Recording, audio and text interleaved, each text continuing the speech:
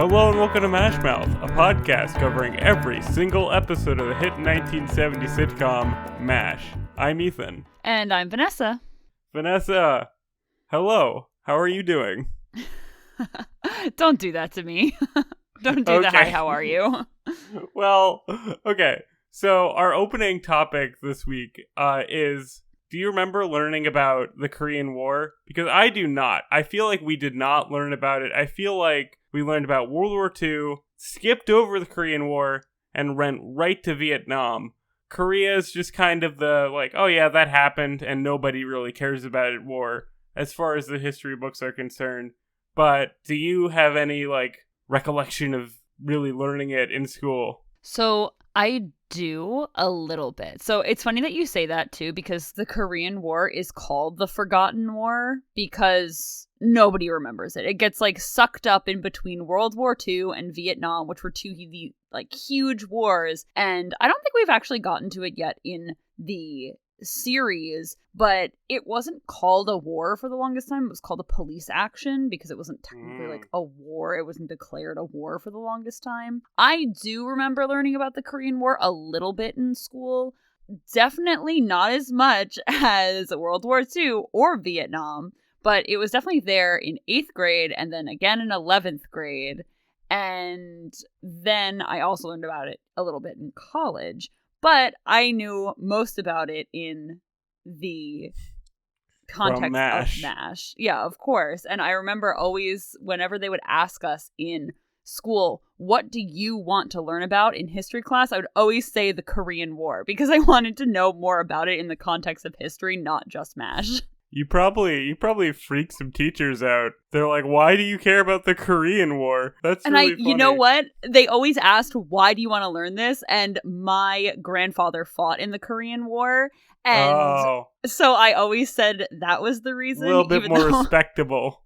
Yeah, exactly. Even though most of the reason was MASH, which is kind of, weird. But hey, listen, I was like 12, so. That's funny. Other than MASH, the only time that I ever really heard the Korean War being talked about was in another sitcom, That 70s Show, where the dad in that, Red, fought in the Korean War and brings it up, I think, in every episode. So that's my experience with the Korean War, also on a goofy sitcom. That's so funny. That's a testament to the American education system right there. But anyway, I wanted to talk about that too because we actually get a date in this episode. So we'll get into it a little bit. But this has got to be one of the few times we actually hear a date in the show. Yeah, absolutely. At least up until this point. So before we get into that, what did you think about this episode? Oh, this episode ruled. This episode was so good. See, on the MASH subreddit, this is an episode that's like hyped up a little bit. This is one that a lot of people bring up as their favorite episode.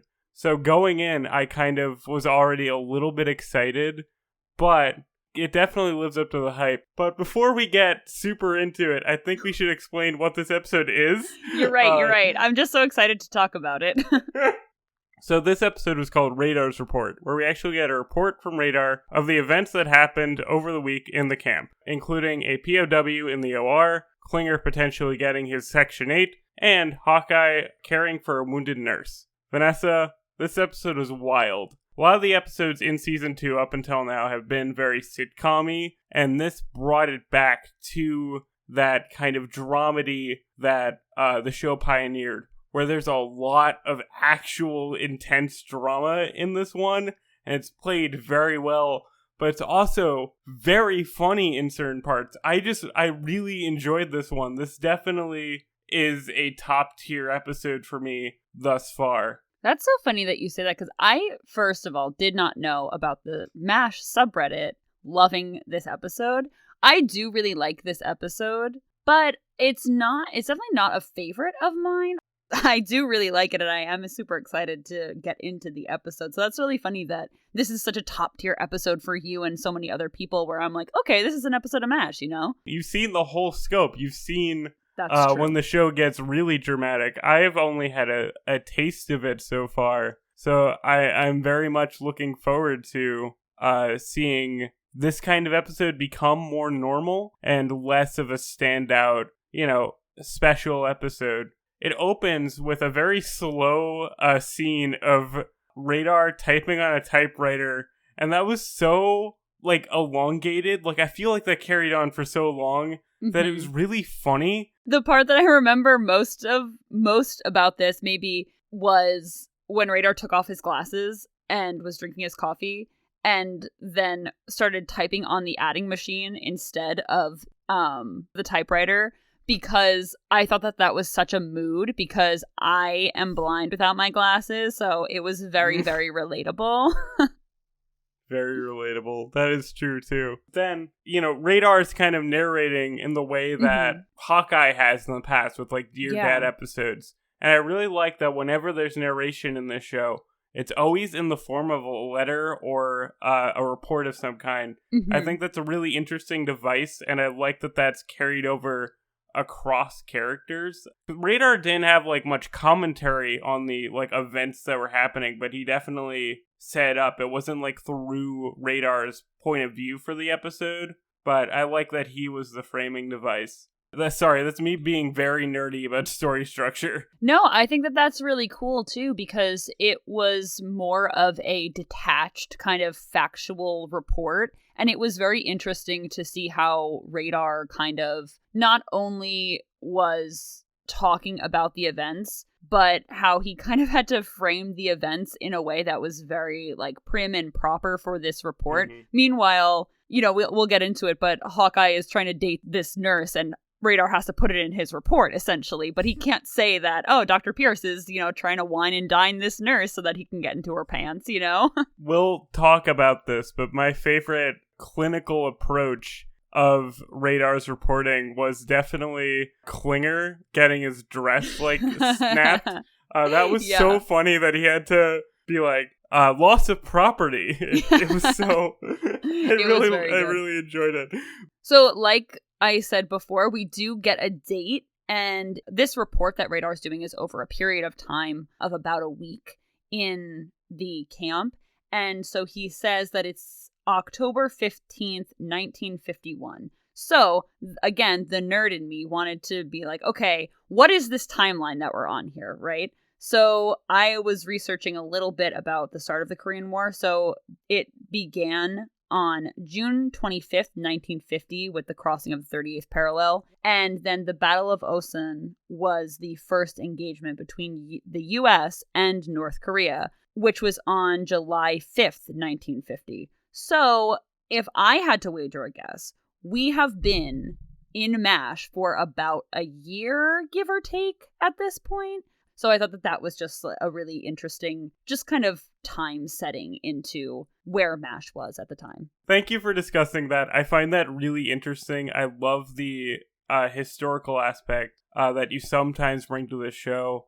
I find it really interesting, even though I'm not the one who's impulse to look this kind of stuff up. I like hearing about it. I liked hearing these this sitcom in a real world context, and I'm kind of sad that we're gonna lose that as the show goes on. Time just has to elongate with each season, I doubt that they're gonna clarify that it's 1952 in season 9. They're just gonna be try to forget that we've been here for so long.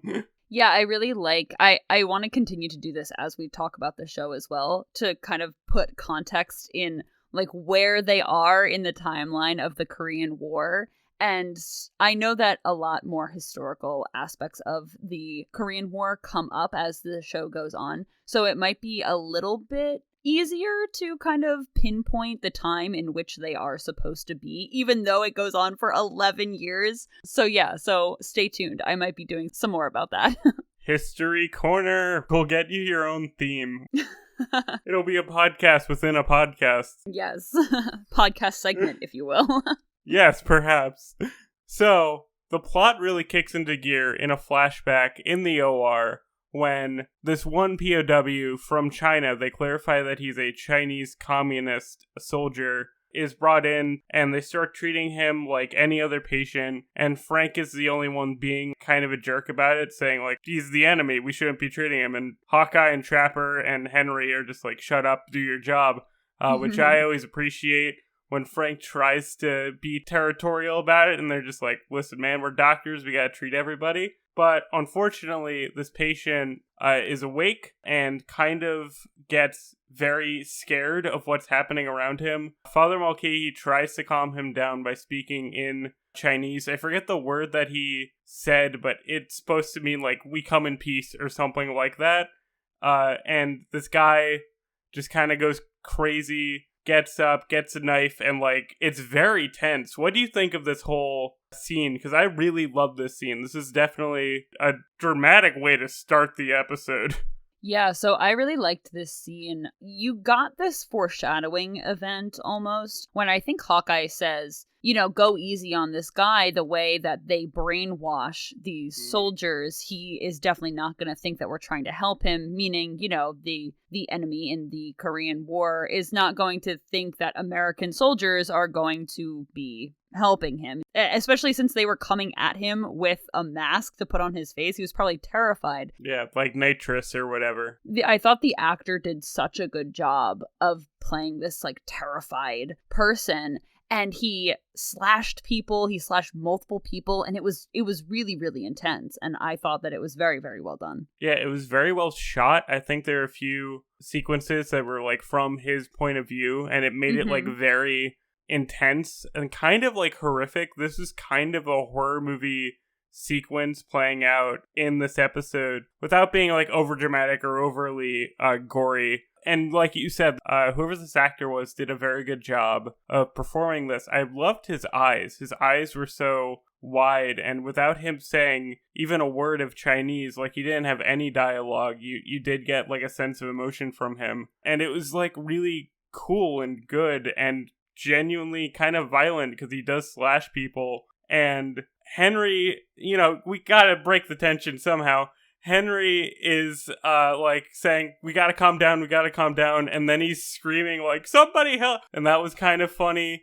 And then Klinger comes in and like disarms the guy, and the guy slashes at his dress and like breaks a strap, and then Klinger like pulls out like a shotgun, and I was like, oh my god, where'd he get that from? But you know, that was how the situation was resolved, and it was quite a way to start an episode. Yeah, I thought that the comedic relief of Klinger walking in and be like, what's going on in this dress, and kind of just being so Klinger about it, and kind of startling the soldier, and that's how they resolved the issue. And then Klinger was so mad about his dress. He was like, this is a $39 dress that you just ruined. It was so funny. In that course of action where the POW is freaking out in the OR, he ends up knocking over this IV bag full of blood, and it breaks and it shatters on the floor, and Trapper is freaking out because it's his patient, and he was almost done working on him, and then that kind of culminates in Trapper's patient not really doing as well as he would have if not for this kind of just incident. So as the story progresses, we find out that Trapper's patient is not doing well.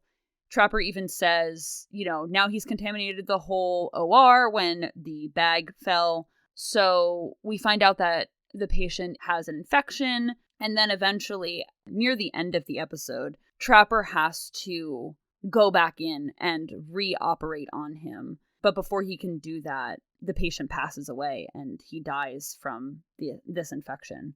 So, of course, Trapper is really, really upset about this because, like we've established in the first season, and even in this season up to this point, Hawkeye and Trapper are good doctors. They want to save people. They are invested in saving people and making sure people live. And Trapper is so, so upset about this. So he goes into the POW's like room where they're keeping him, and he's looming over him as if he's going to do something to cause the POW to die as well. And Hawkeye comes in, and just with one sentence, he stops Trapper like right in his tracks, and Hawkeye says, or he says, "That's not what we're about." And I thought that scene was just so intense and powerful, even though it only happened for like maybe 2 minutes out of the whole episode. It was a great scene. Yeah, this storyline is spread out across the episode. This is another kind of vignette style where we get recurring bits of Trapper kind of dealing with this along with other storylines. So it's a little less directly intense when it's juxtaposed with like other more comedic stuff. But yeah, this storyline with Trapper is very similar to the one I think in the season finale where he lost a patient there as well, or was like very frustrated about it. But the thing that makes it different is this scene where he comes in to the POW's like resting area, and this is so intense. Even the way that it's shot, the way that it focuses on his IV drip, kind of creating a link between the one that was destroyed and the one that he's using, is like crazy. Very well done cinematic direction where you get the entire storyline just through visuals, and you get like, I thought he was gonna like squeeze it or something, like kind of, I don't know, like poison him by like giving him too much, or like maybe that's what he was thinking. He didn't do it obviously, but this is definitely a time where Trapper kind of almost goes rogue, and you're like, is he going to do something? I genuinely didn't know whether or not Trapper would go through with this. This is how well that is played, even though he's such a goofy character otherwise. This whole bit was kind of incredible, and what made the episode so good for me is that the drama was here, man. It was so real. Yeah, and I really liked the intensity that Wayne Rogers played during this whole scene, because he was super, super intense, and you could see it in his face, like great acting. And then when Hawkeye comes in and stops him, you see him deflate, like sag and sigh, and he realizes, that Hawkeye's right, and this is not what they do. And I just thought the whole scene was just fantastic acting from the actor who was playing the POW, because you could really see this. He was sweating. There was this fear on his face. And Wayne Rogers was so intense, and it was great. No dialogue was exchanged between the two at all.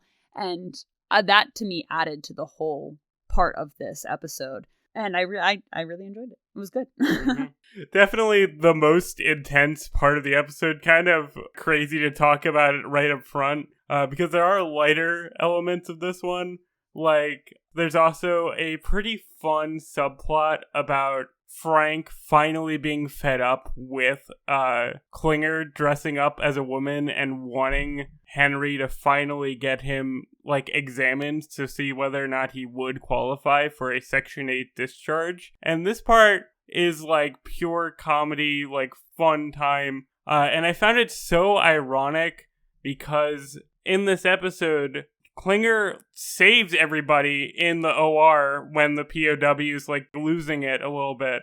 And this is the one where Frank is like, all right, well, you're useless and we cannot have you here. Like, he just proved himself that he's a valuable asset to this camp this episode. And Frank is like, no, you're actually bad and we want you to leave. Yeah, leave it to Frank to just be like, oh, this person's valuable. I don't like the way they dress, so therefore get them away from me. No, but it's really funny because how it culminates with Frank wanting Klinger basically thrown out of the army is he goes into Margaret's tent and Klinger is sitting there with like an old-fashioned hairdryer on his head, and he's turned away from Frank, and Frank thinks it's Margaret and like bites Klinger's shoulder or his neck or something. And so he's embarrassed, and Frank and Margaret go to Henry and they're like, we need him out of the army, get him out of here. I say it every time, but I love just the nonchalantness that Henry specifically approaches Klinger's whole deal with. Like, Klinger comes in and he's wearing like this, fabulous dress, and Frank and Margaret are like, come on, this is ridiculous. And Henry, I forget the actress that he specifically mentions, but he's like, yeah, I'll admit he's not like perfect for it, but he wears it pretty well. I love the nonchalantness that Henry approaches it with. I think it's so funny and so sweet. And I love Klinger. Like, all of Klinger's bits in this one is really good. I noted, too, that Henry being kind of so into Klinger's outfits was really funny because that comes back in the last part of the episode. And I really liked how this is just so commonplace for Klinger to be dressed as a woman. He doesn't even Henry's clock just like, it. well, okay.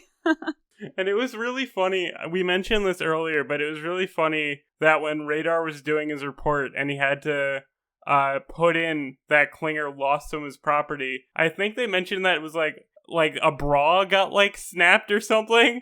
And I love that that's part of like, I need a replacement for that, please. I also just want to say that there is no way that Klinger fills out a B cup. I'm just saying. Yeah, I noticed that too. I was like, wow. He's not entirely flat-chested. Good for him.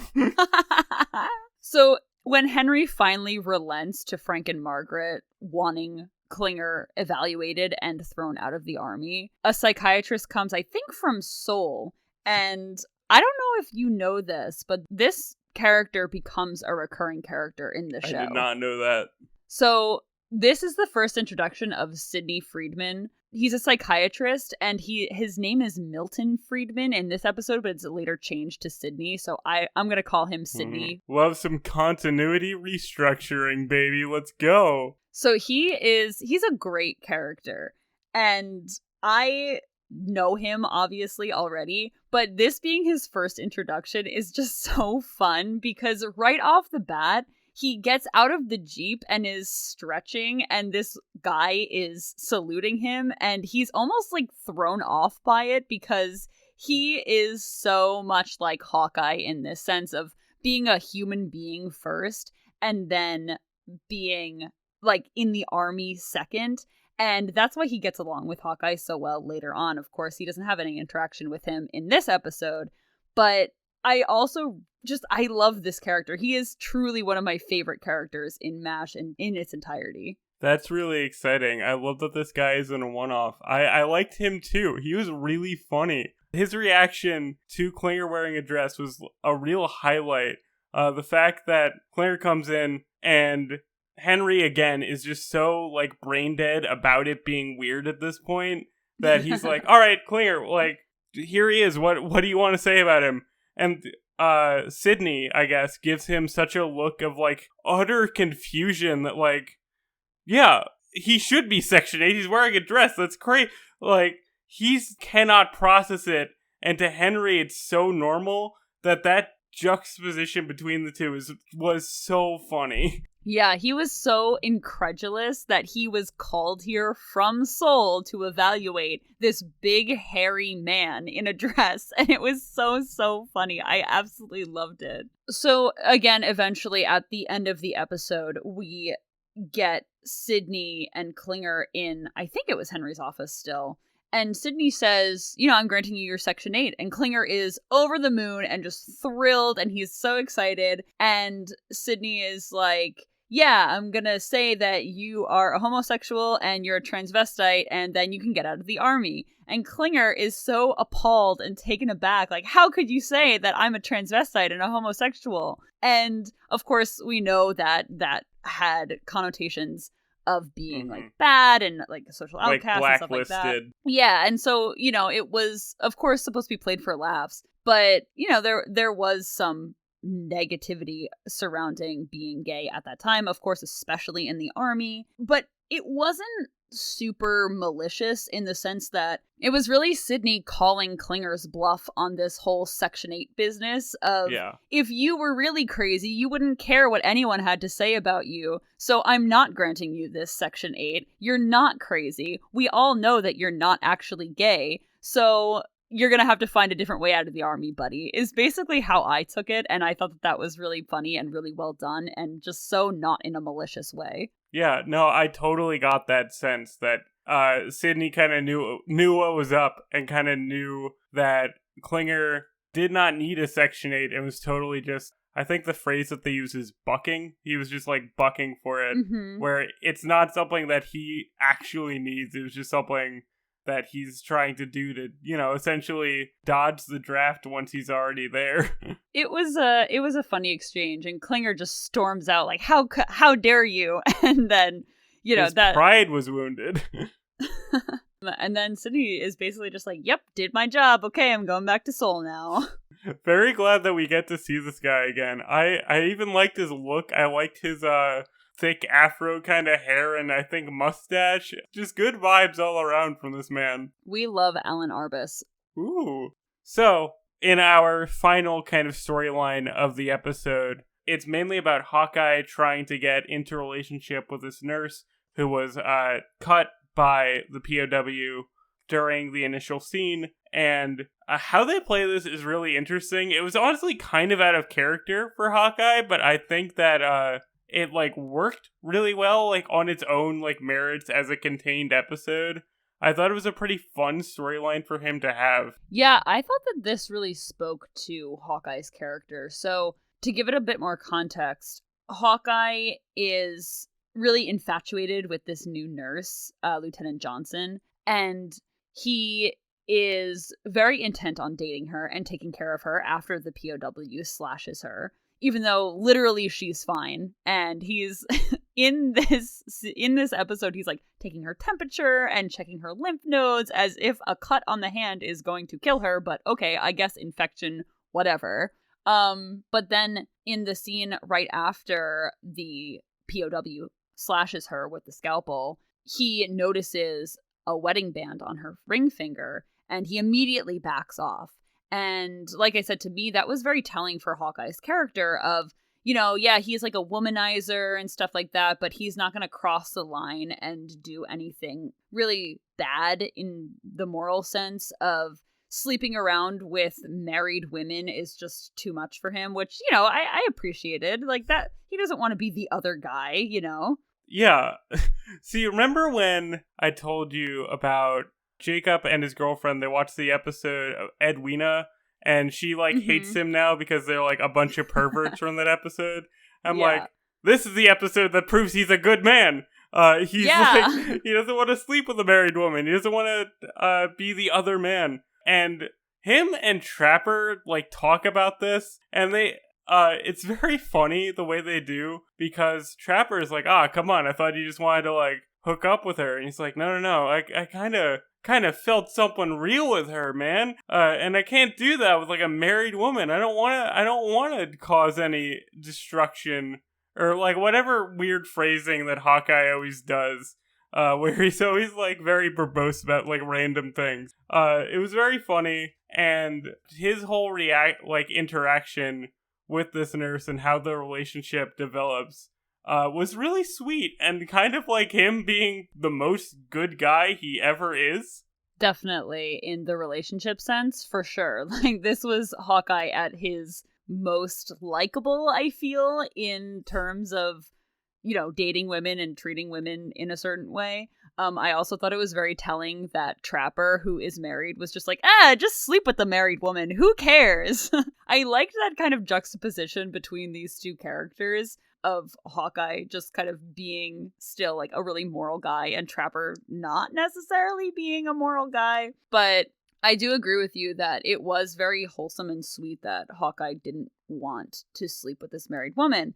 And how it comes about that she is actually not married is very funny to me, because I personally know people who've done this. I've done this myself, where she told Hawkeye that she is wearing her grandmother's wedding band to kind of ward off guys like Hawkeye who want to just sleep with her. And I thought that was very funny and just still very relevant.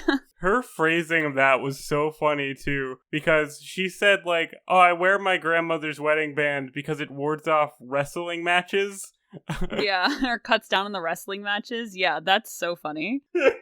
I love that phrasing. That's so weird. But you get it. It was really fun. And then, the switch flips in Hawkeye's brain where he's like, oh, you're not married? Well, let's go at it then. And it was really funny because he like, right after this, like, instead of just, like, hooking up with her, is, like, straight up talking about them, like, in a, like, deep relationship, like, going to get married, half joking, but semi-serious, where he's, like, kind of in love with her and, like, wants to be in a relationship with her. And this is kind of where he's kind of out of character for me, but also it, like, works in the episode sense of, like, I get it. This is Hawkeye feeling like a real romance for the first time in a while. Yeah, now that you mention it, it does make a little bit more sense of him just kind of like feeling that he doesn't just want to sleep with a nurse or, you know, whatever the case is, and that he wants something more. And I thought that it was strange that he wanted to get married to this nurse after, I don't know, 3 days of meeting her. But it makes more sense when you put it in that way of just him kind of having feelings for the first time in a long time. And she doesn't really go for it, actually. Not. Which I thought that was honestly kind of cool. I know that they had to do it for the episode's sake because they weren't going to have Hawkeye get into this long-term relationship with a nurse who, you know, is a guest star. But I liked that she said, you know, marriage is not my favorite institution, and was just like, no, dude, don't even think about it. And I love the reversal of how Hawkeye usually acts, that he is legitimately kind of hurt by the fact that she doesn't want to marry him. Like, last season ended with, or one of the episodes towards the last season, they thought it was a ceasefire. So Hawkeye broke up with all of his girlfriends by saying that he was married. So It was like a nice little, like, karmic balance of him, you know, being a player. And just, it was really funny. This whole bit with Hawkeye, I thought was really sweet. I kind of felt bad for him. It was like the first time that I think he's been rejected in this way. Because he's such like a handsome, charming guy that I'm sure he's not used to dealing with someone willing to sleep with him, but not willing to do anything else. That's something that he's never personally experienced before. And it was really funny. Could you imagine if the rest of the series he was just married to this random woman? That'd be hilarious. It would be in continuity, I think, with the book that he's married back home.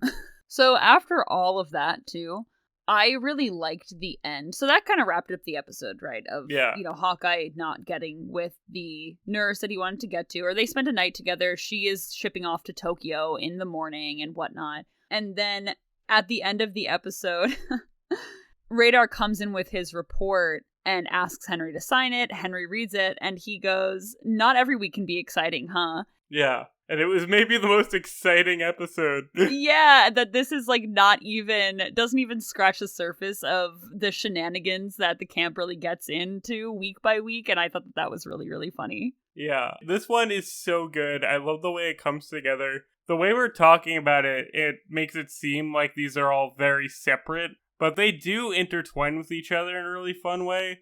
And like you said, the ending of Henry saying like, "Oh, this is a pretty boring week," is like perfect. I loved it so much and like really brought up the episode as a whole for me. Yeah, it's great. I as with a lot of episodes, when I don't like them as much watching them, it's so much better when we talk about them. And like you said, we didn't really do this so much justice, but having an A, B, and C plot line is kind of hard to talk about, but it does intertwine in a very, very fun way. And yeah, I liked this episode a lot. What would you give it out of martinis out of 5? Originally, you know, and I think I'm going to stick with this as well, but I had it at a 3, but I'm going to give it a 3.5. Wow, okay, you are not hot on this episode. You're just a little bit buzzed on it. I'm gonna have to go pretty far. I'm gonna have to say this is like a 4.5 for me. This is a rock solid good time. I'm a little bit drunk on it. This is so fun for me. If it would be better if it was Hawkeye felt like he was a little more in character during his storyline. He is pretty different from the Hawkeye that we tend to see. Kind of wanting to get married or be in a serious relationship. But otherwise, great episode. I really enjoyed the intensity. I really enjoyed the comedy. Klinger is top tier in this one.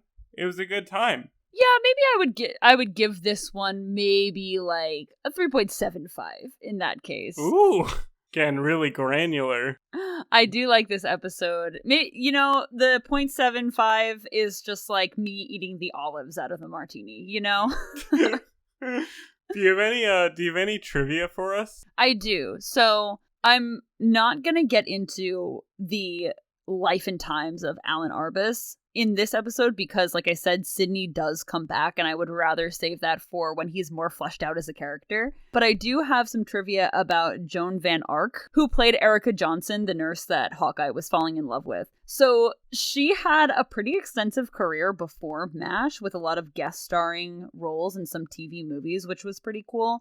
And I think we might have mentioned this before, but if not, we're gonna say it again. So MASH was one of those TV shows that was known for kind of making people stars before they were stars. She is a great example of this as well, because like I said, she had a career before MASH, but right after MASH is when her career kind of started taking off, and she is best known for her roles in soap operas called Knots Landing and The Young and the Restless.